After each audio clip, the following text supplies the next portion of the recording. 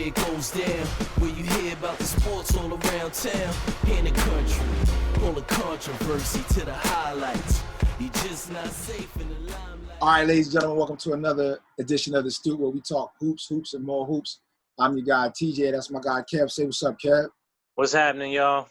Ladies and gentlemen, once again, the Stoop is always powered to each and every episode by our guys and girls over there at Nuts and Bolts Sports. Salute to Nuts and Bolts. Listen, once again, we got another great person on the Stoop walking by, pulling up with us. A VA legend when it comes to shooting that three ball, man. Got to start out there in VA. Went on to some prominence at William and Mary. Then finished up his collegiate career as a Hoya. Now overseas, still getting it done. Ladies and gentlemen, we present to you none other than our guy, Mr. Greg Malinowski. Thank you for coming by, Greg. How's it going? Thanks for having me. Welcome. How's it going, Kev? How's it going? All right, so, G, we're going to get right to this, man. You and I kind of know each other from your Hoya days, but first question is, when did you actually fall in love with basketball yourself? I guess as long as I can remember. Looking back at old pictures before I could even, shoot.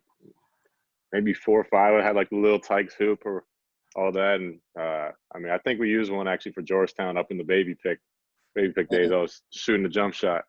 And the form wasn't as good as it is now, but I was always shooting. I think the first year I played organized ball was like probably house league back in like first grade, kindergarten.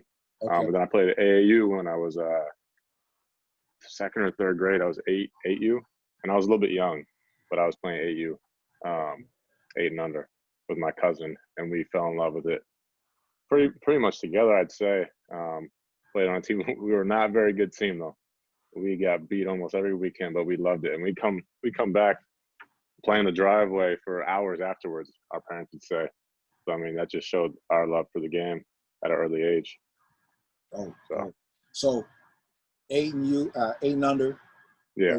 But at what age do you think that you really said to yourself, I could actually do something with this? So like, I'm sure it's probably after that, but like, when did you come into your own saying, yo, I got a little talent here, I can make this work?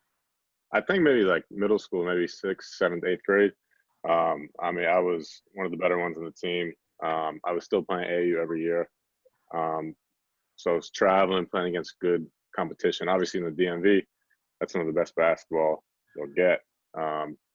So with that, and then going into high school, I was doing a lot of training at the local gym with like an actual trainer. So that was, he had like older guys coming in. He had played in college, and then like from that, I was almost like a network. You meet new people, and you see where they've been, and you get talking with them, and it's snowballs. And I was always a big NBA college basketball fan, so trying to emulate my game after certain guys, and just people I liked in general. It was always inspiring. Okay, I got one more before I kick it to my guy Kev. You've been known as a marksman throughout your career, but growing up, what were some of the things that you like to do to like prepare, to like to work on your jump shot? Did you always see yourself as a shooter? Like, when did you realize also like, yo, I'm a jump shooter? Like, I love shooting jump shots. Yeah, well, I always worked on everything, to be honest. So like all those workouts I was talking about in like middle school, we were doing like heavy ball handling like all the time. So a lot of gun work at an early age, which was great. I think that's what helped a lot. So getting like the proper trajectory or the arc on the ball. I actually did like, I think it was a high school science fair project on like the arc of a ball and like what's like the best percentage. And it was obviously not flat. So I think, even just like little stuff like that helped.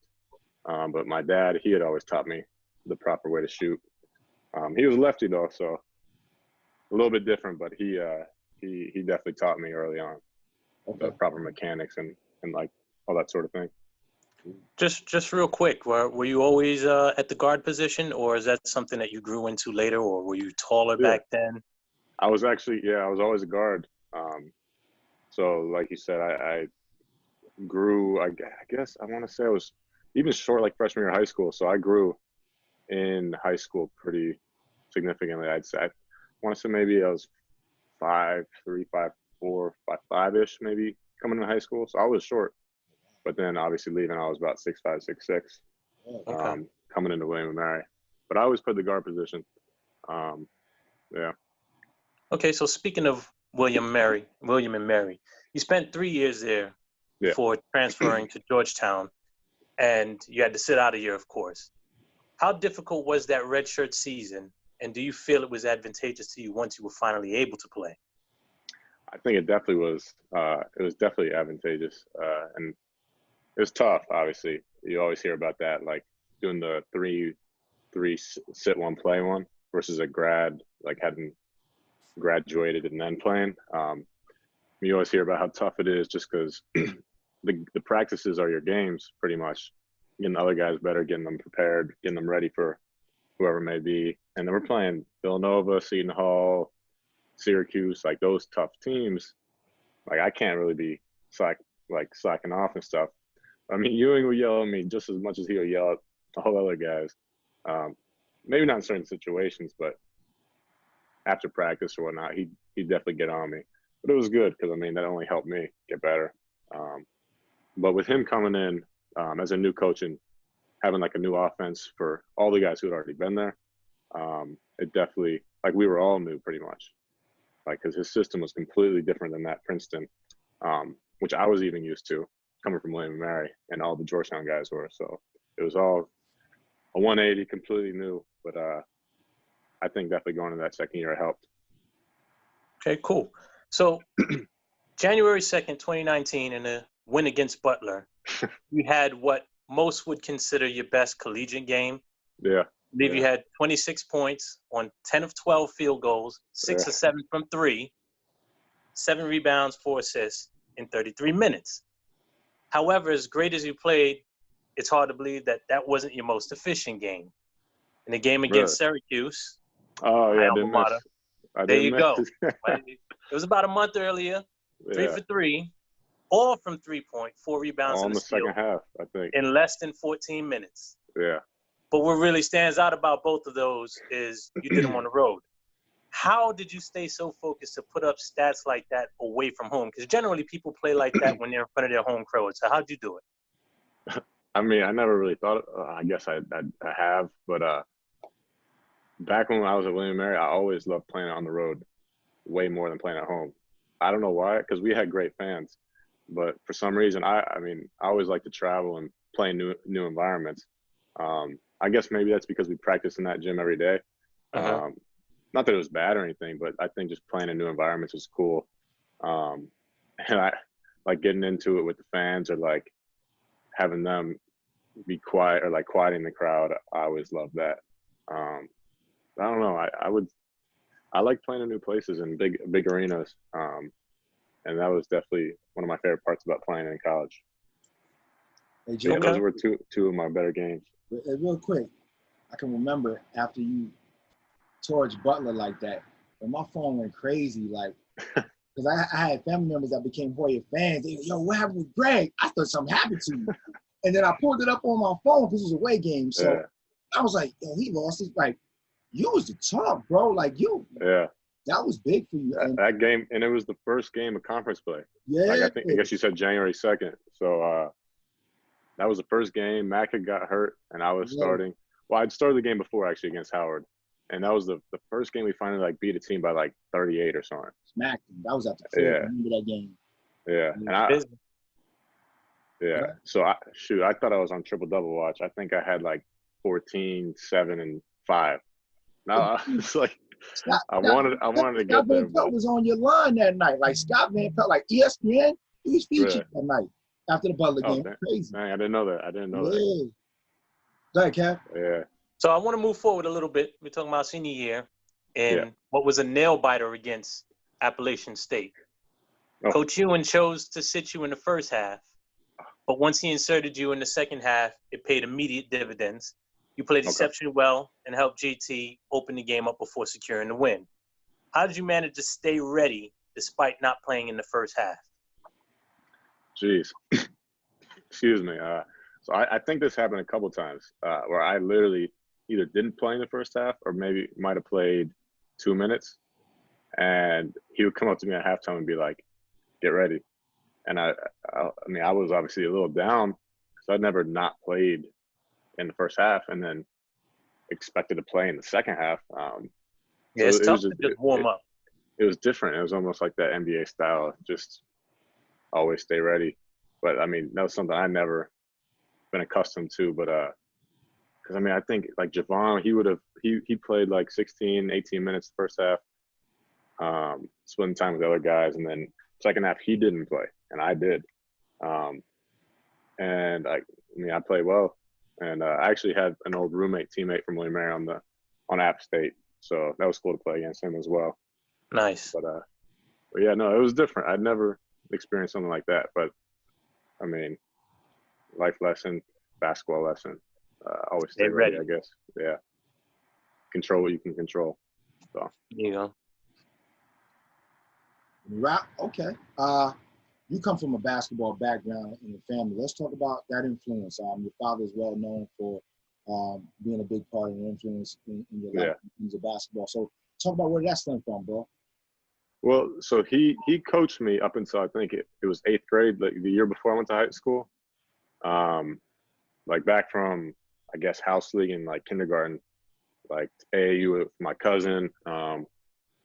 So up to 8th grade, because he wanted somebody else to coach me before I got to high school, which made sense. It was great. Like he was an assistant head coach, bounced around, but he actually never played organized basketball. So he would play like, I guess, intramurals in college, but he would always play, but he never played organized sports really. And same with my mom. She had done some, but never really played basketball. I don't think like in an organized capacity. But they always loved it. My dad was he went to UVA, so he's a big UVA fan. That's what I was, a big UVA fan growing up, huge UVA fan. I'm obviously a Hoya rival. But no, that's always the team I was always watching. But yeah, he coaching me. I mean, still to this day, we're always talking hoops and watching, and we don't watch the game. There'll be an analyzing or analyzation or whatever the word is. I'm brain farting right now, but it'll be a session of we're seeing what they could have done better with that whoever's playing. So it could be two random teams that we don't have any interest in, but gain some knowledge from it. So Got it. Yeah. So let me ask you this real quick too. So everybody's seen you come up on the AAU circuit. You were scouted heavily through the AAU circuit. They've seen that you was a sharpshooter, a sniper, bro. Let's look at AAU now, so to speak, and you're not too far out from playing that yourself. Is AAU still necessary? Is it overhyped? Is it doing what it needs to do to help propel kids? Is it a money grab? What's your thoughts on that, if you don't mind me asking? Yeah, so I mean, early, I think in high school, I played on like a couple of A teams that were not like nationally known. And then I think maybe sophomore year, I played with the Takeover Virginia team. So not like the Nike sponsored one, but they're still affiliated. But then I guess you'd call it the C team. And then the next year, I made the EYBL team and then made it again the next year. So I was on EYBL for 2 years. I think playing that was dope. Like playing against the best players on like the EYBL circuit. I think that was awesome. Getting the free stuff was cool too. Traveling, not having to pay was awesome. I mean, I haven't focused on it as much since getting to college and now, just because I think even back then I would do way too much looking into who's ranked this or who's going here. And it would just drive me crazy almost. Yeah, do you think kids lose focus in that? Like instead of working on their game, they're looking at rankings now? I think you can, but I know I definitely it didn't hinder me from what I was still doing. If anything, it was motivation to keep going harder, working out harder. But I mean, and with the social media age or day and age, I mean, it can definitely be unhealthy to see all this stuff because their success isn't based off you. So, I mean, it can be good and can be bad, but with AAU, I mean, I think it still serves a purpose. But when you're playing at like that top tier level, I mean, it obviously is probably some money grab it somewhere among the ladder. Yeah. But I mean, I had a good situation, and our team was number 1 in the country for almost 2 years. So we played 11 guys. I want to say probably maybe 10, 15 minutes a game, but I mean, I was still getting looked at by great schools. And we had, I think, 10 of the 11 go D1. And the last guy could have. So it was our practices were no joke. And we actually practice as AU, which is different. We practice 4 days a week for 2 hours, maybe 3. So. Well, I noticed you. I'm sorry, TJ. You wanted something? Just one more thing, because you mentioned something with the social media thing. Do you think kids don't need, like, I can remember watching and looking through Slam magazine. Yeah. You don't have Slam no more. Social media became the Slam to see where Yeah. kids are. So what do you think that is right now? Like, why is that so? Do you think it should go back to publications, or you think social media should continue to take over? It's tough. Yeah, I like social media. Like you said, the publication is kind of gone away. It's more something if you're into, you frame it on your wall. But kids aren't buying the magazines anymore, I would say. But yeah, I mean, the social media is great. I mean, it's great exposure. You have kids that are getting great exposure when they never would have. Like, I have a friend now who's he did a lot of Max video highlight stuff. Okay. And he had worked for Ball his life, and now he's with Slam. And I mean, I was talking to him last night, and I was telling him, like, why couldn't you have been doing that when I was in high school? Because I was jumping out the gym more so than I was in college and high school, and that could have been a great exposure for me. He's like, we were the same grade, like I wasn't even doing it yet. So I mean, it's definitely great for exposure, I'd say, and I mean, definitely serves as a good purpose. But I mean, when people get hung up or too dialed in on it, I mean, I think it could be posed as a negative. Go ahead, Kev. I'm sorry. Go ahead. Thank you. We're all good. Now, I just heard you mention back in the day you were jumping out of the gym. Yeah. Using your own words there.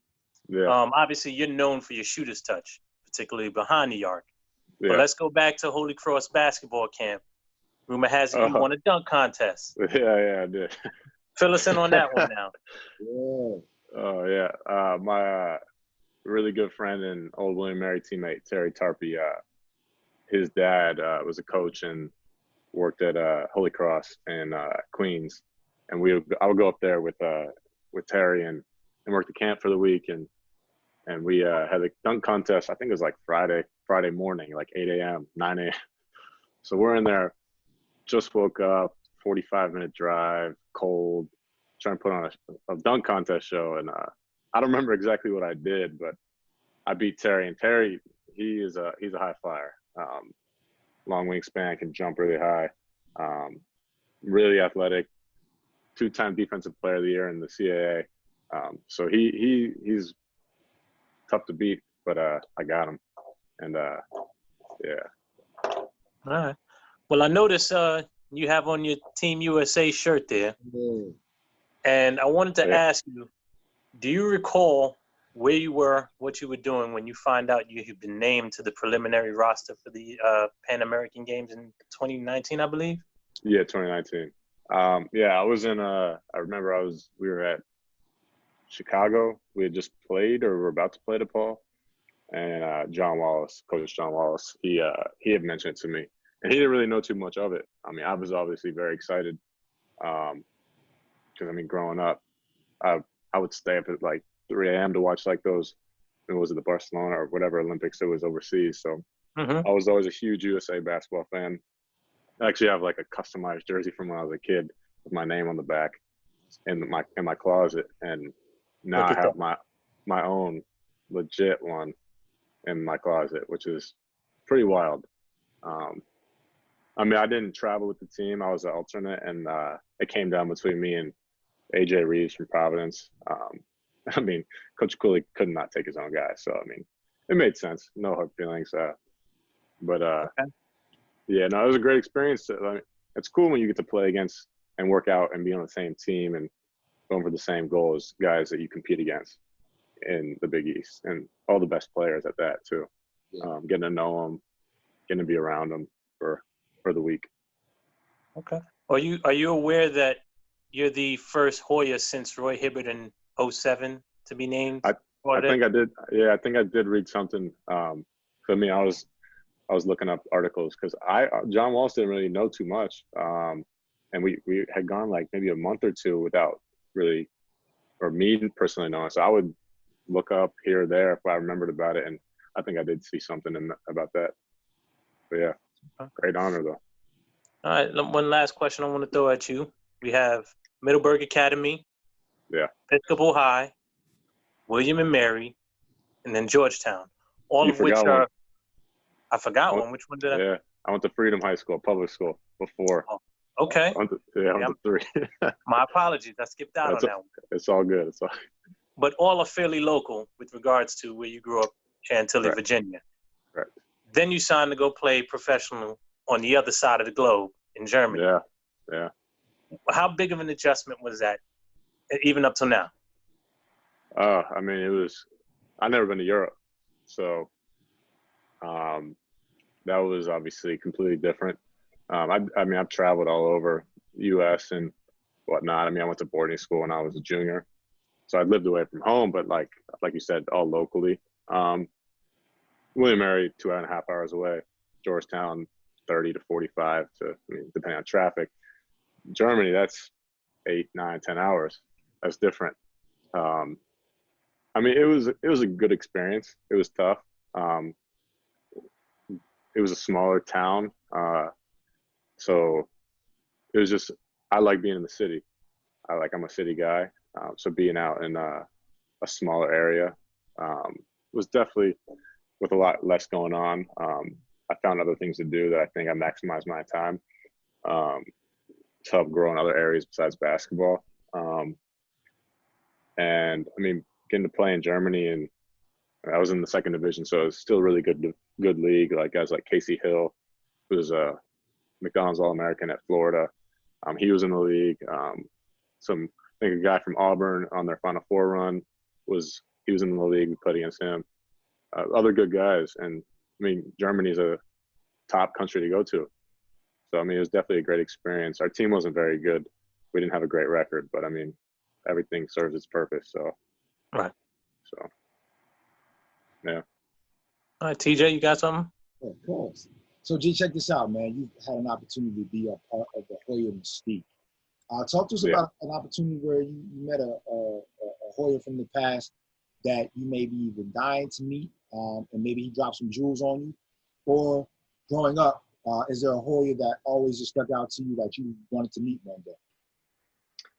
I mean, obviously playing for Patrick Ewing I don't think that any of us in our generation can understand the magnitude like our parents can.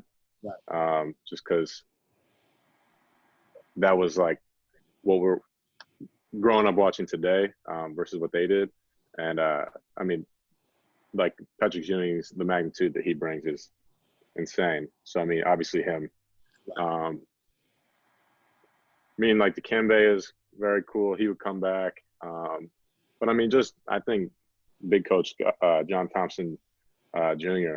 And he would always have insightful things to say, and he liked me, which is great. We always talked, and he's great. He's great. He's a character. I mean, you probably know that. No, big coach is funny than a little bit. Like he is hilarious.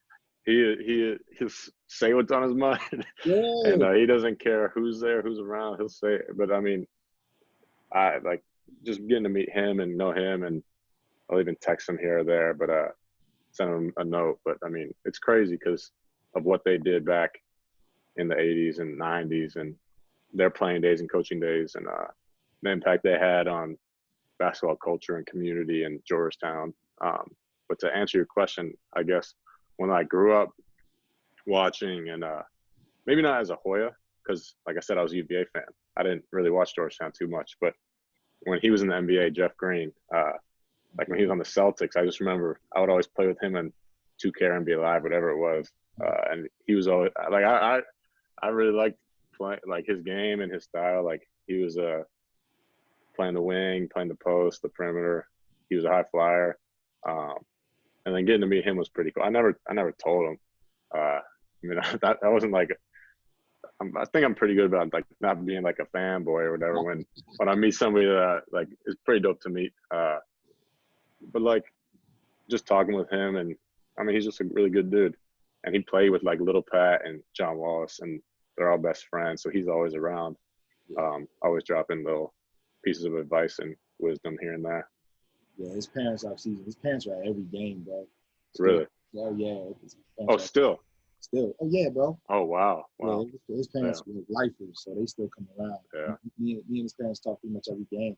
Wow. You mentioned about playing for Coach Patrick Ewing, and people don't realize the type of impact and relationship that he has with his players. Tell us a little bit about some of the things people really don't know in terms of his coaching style, how he relates to his players of today. I mean, I'll call him and he'll last time I called him like a couple weeks ago. He was all excited to hear my voice. I mean, I was almost surprised. I mean, he's a great dude. Like my girlfriend had asked me like, what's he like in person? I'm like, he's great. Like down to earth. He'll treat the janitor like he treats a Hall of Famer, like the same way. I mean, he'll yell at you he'll yell at you in practice. I'll just leave it at that. But he'll go in on you if he feels we're not doing what's the best of our capabilities. But I mean, we all know it's serving a greater purpose. I mean, he wants us to get better and get what he's saying and for the game or whatever would be coming up. But he would stop practice and talk for 5-10 minutes, and we would all complain about it because be like, we're getting stiff. Like, what was he doing? But I mean, he'd be giving like life advice and like talking about like, what are you gonna do when we're not giving you free sneakers and free clothes and all this stuff from from the school? Like, then what are you gonna do? You can't just slack off. You gotta work hard. And it was always applicable and always a good message. And I mean, they'd all done it too. They'd all done what we wanted to do. And so, I mean, I don't know why you wouldn't listen to those guys. But yeah. Yeah. I'm good to go. You good to go? Well, let me keep going. I got two more. Rock out, man. Playing for Georgetown, man, there's always that culminating event called the Big East Tournament. And a lot of different people I talked to, and I've had the opportunity, actually, me and Kev went and watched the Temple versus Syracuse game in the Mecca. Tell us about that first time you walked in the doors of Madison Square Garden. What type of synergy did you feel? What type of energy did you feel? And what's it like for a player being on that floor, bro? Talk about it. The first time was obviously we played St. John's. So I know we beat them. I remember Mac had like the breakaway dunk, and I was like behind him kind of shielding off the St. John's guy because I didn't want him to block it. Also didn't want a moving pick, but that was awesome. We won by like 8, 10, 12 maybe. They were pissed. They just walked off the court, a couple of them. But the Big East tournament, I mean, that was different. It's like 30 minutes of warm-up time. And that was actually the game I played the least amount in college. I think I played 3 minutes. And we got Miles Powell had about 57 in the first half. I think he had 32 or 28, or he had a record in that. It was like a Big East tournament record for the most amount of points in a half. And he smoked us. And then we cooled him off in the second half, but we were already down by so much. But remember, I went in, missed a layup, it slipped out of my hand, missed a three, and then I was done. So, man. Being in the Garden, though, what did it feel like? Oh, it's different. I mean, I remember first time I had ever been in there was when Jeremy Lin was having his crazy run. Okay. And just we were sitting up top, and I mean, it's just insane. The atmosphere, the environment, the fans are crazy.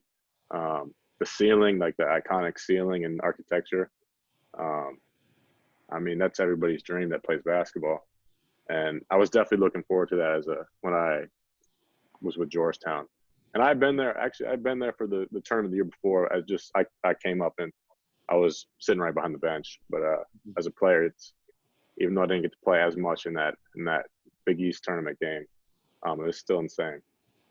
Were you in awe or intimidated, or how did you feel once you stepped out there? Though, was it something that you weren't prepared for, or you were totally in the moment? I wouldn't say not prepared for. I was definitely. I would always come out. Me and Jay would come out usually first or second and get up some shots. So I was out there with Nav.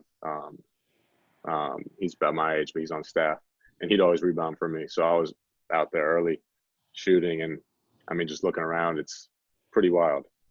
And yeah, I mean, it's the Garden, but no, I felt comfortable. I definitely felt comfortable. Definitely a crazy place to play, though. Really cool. But like you said, like we talked about earlier, like playing on the road was my favorite. So like playing in a place like that was like cream of the crop. It was the best. For sure. But I will say I didn't score in the Garden, so not yet, maybe. So we'll I was see. just going to say, you never know. Yeah, not yet.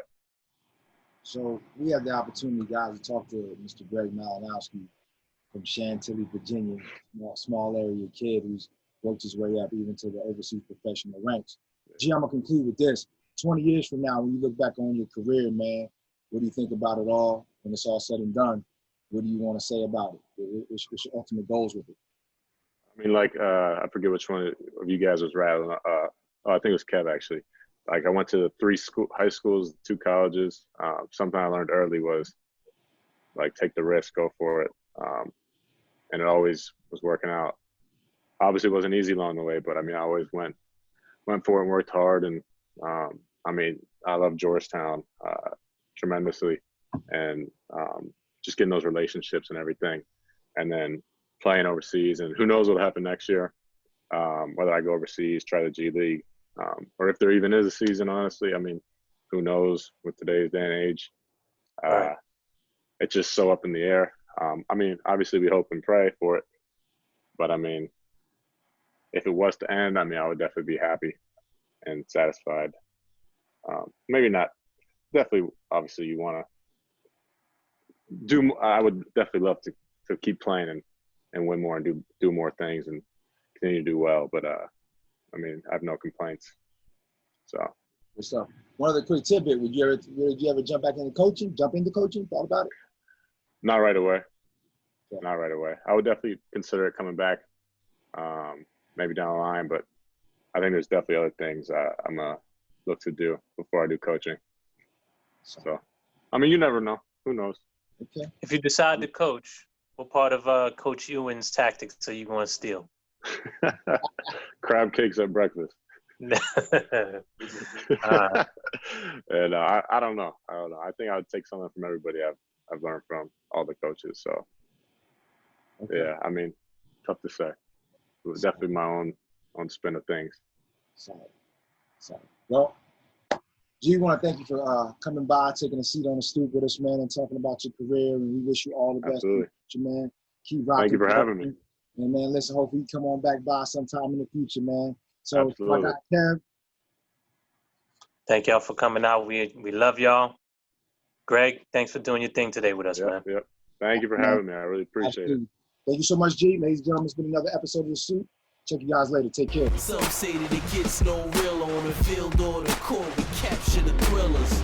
Some opinions and all of the truth. Real people talking real sports on The Stoop.